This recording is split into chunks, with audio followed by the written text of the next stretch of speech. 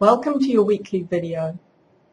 Today I'm going to talk to you about flours and which ones you can use, which ones you can't.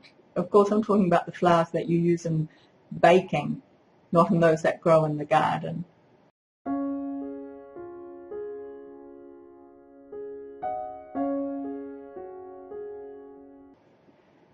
Now, there are several flours that we can use and several that we can't use as well. Normally when you go gluten-free, you have to use a flour mix, so a few different ones together which have different properties. Otherwise you're not going to get an end product that sticks together, because the gluten in a wheat flour is what makes it stick together. So we have to substitute that. If you buy a gluten-free flour, a processed one from the supermarket, that will already have that taken care of.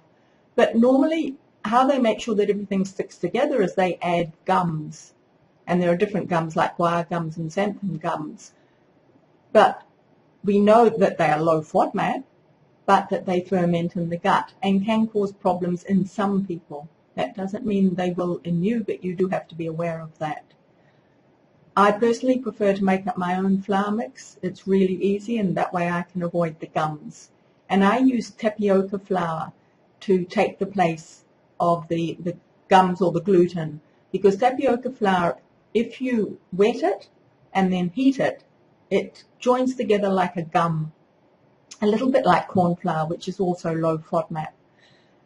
So, and I'm very partial to tapioca flour because I went through a period of being paleo in my effort to find my solution for my gut issues, and that was one of the flours that I used during that period, and I learned to like it and to kind of conquer it, because it's a bit tricky when it goes all clunky, but it does a great job of holding your products together. So the mix that I use is rice flour, and that can be either white or brown, and potato starch and tapioca flour. And to make up 2 cups, I have 1 1/3 cups of the white rice flour and 1/3 of a cup of the tapioca flour and 1/3 of the cup of the potato starch. And that is what I do all my baking, pastries, etc. with, and it works well and it sticks together. Now, talking about potato starch and potato flour are 2 different things, even though they have similar results. The potato flour is the flour made from the whole potato, whereas the potato starch is the starch that's been extracted from the potato. But either of those are low Fodmap, so you can use those. Now, one to make sure that you don't use, talking about my paleo days, is coconut flour, which I used a lot of back then. And I kind of knew that I was getting worse during that paleo period. And of course, the coconut flour was one of many culprits. We know that we can have 1/2 cup of coconut, desiccated, shredded coconut. But if you ground that down into a flour, it would make very, very little. So any amount in baking is probably going to be too high. Another thing that I often get asked about is almond meal. Now, almond meal is the main flour, is going to be far too high in Fodmaps, but if it's a minor component, then it would be all right.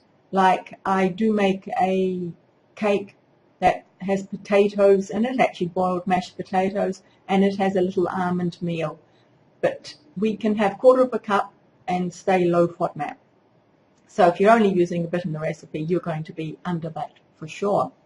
Now, other flours that we can use that I myself don't use, and there's no reason for that, you certainly can, buckwheat flour, sorghum flour, millet flour. Those are the main ones that I see other people using that are low Fodmap.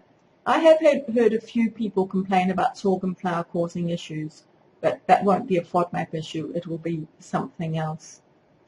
So do a bit of research if you don't want to use my particular recipe, and see how to create a flour combination that works. Because if you use just one of these flours alone, your product's probably going to fall apart and not taste very good. I hope that's given you some good information for your future baking, which you should be doing, not buying the processed foods. Thank you for watching. and goodbye.